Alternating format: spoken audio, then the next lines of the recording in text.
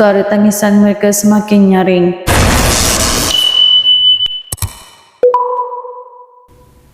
Allah Subhanahu wa taala menyeru, "Wahai Muhammad, bawalah umatmu untuk dihisab dan lintaskan mereka di atas sirat yang dilebarkan, panjangnya sejauh 500 tahun perjalanan."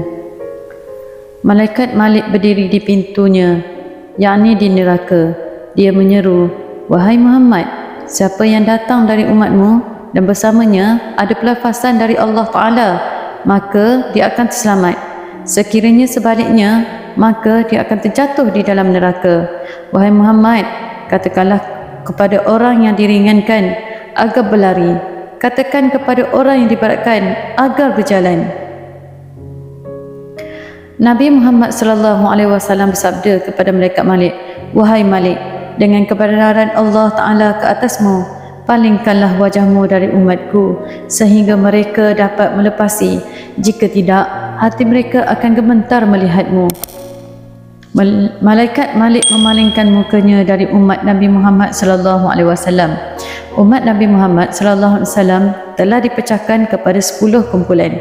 Nabi Muhammad SAW mendahului mereka lalu bersabda kepada umatnya, "Ikutlah aku wahai umatku di atas sirat ini."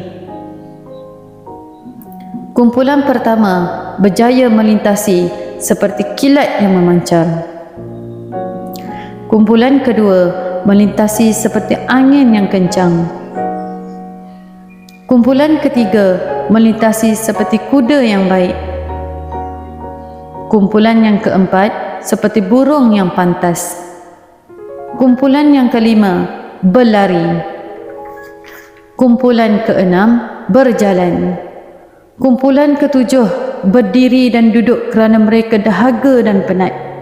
Dosa-dosa terpikul di atas belakang mereka. Nabi Muhammad sallallahu alaihi wasallam berhenti di atas sirat.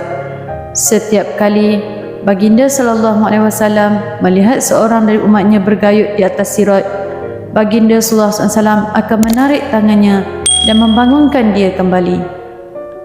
Kumpulan ke-8 menarik muka-muka mereka dengan rantai kerana terlalu banyak kesalahan dan dosa mereka.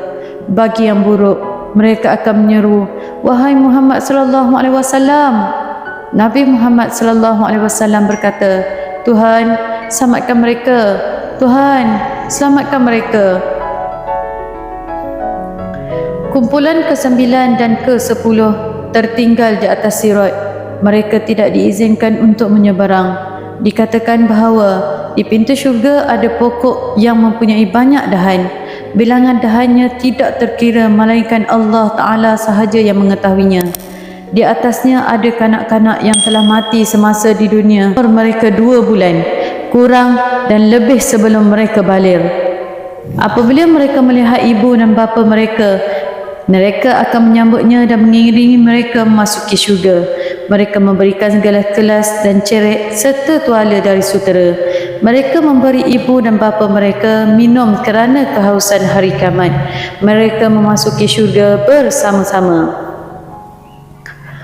Hanya tinggal kanak-kanak yang belum melihat ibu dan bapa mereka. Suara tangisan mereka semakin nyaring. Mereka berkata, "Aku mengharamkan syurga bagi diriku sehingga aku melihat ibu dan bapaku." Kanak-kanak yang belum melihat ibu dan bapa mereka telah berkumpul. Mereka berkata, "Kami masih di dalam keadaan yatim di sini dan di dunia." Malaikat berkata kepada mereka, "Bapa-bapa dan ibu-ibu kamu terlalu berat dosa mereka. Mereka tidak diterima oleh syurga akibat dosa mereka." Mereka terus menangis, malah lebih kuat dari sebelumnya.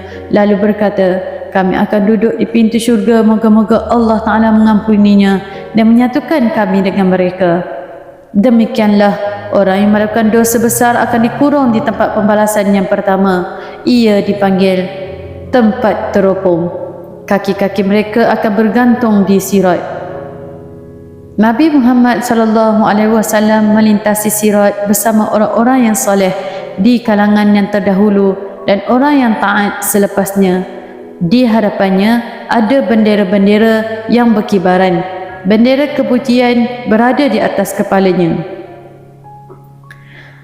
Apabila bendera baginda menghampiri pintu syurga, kanak-kanak akan meninggikan tangisan mereka. Rasulullah sallallahu alaihi wasallam sabda yang bermaksud, apa yang berlaku pada kanak-kanak ini? Malaikat menjawab, mereka menangis kerana berpisah dengan ibu dan bapa mereka. Nabi sallallahu alaihi wasallam bersabda, aku akan menyelidiki kabar mereka dan aku akan memberi syafaat kepada mereka. Insya-Allah. Nabi Muhammad sallallahu alaihi wasallam memasuki syurga bersama umatnya yang berada di belakang. Setiap kaum akan kekal di dalam rumah-rumah mereka. Kita memohon kepada Allah Ta'ala agar masukkan kita di dalam keutamaan ini dan menjadikan kita sebahagian daripada mereka. InsyaAllah. Amin.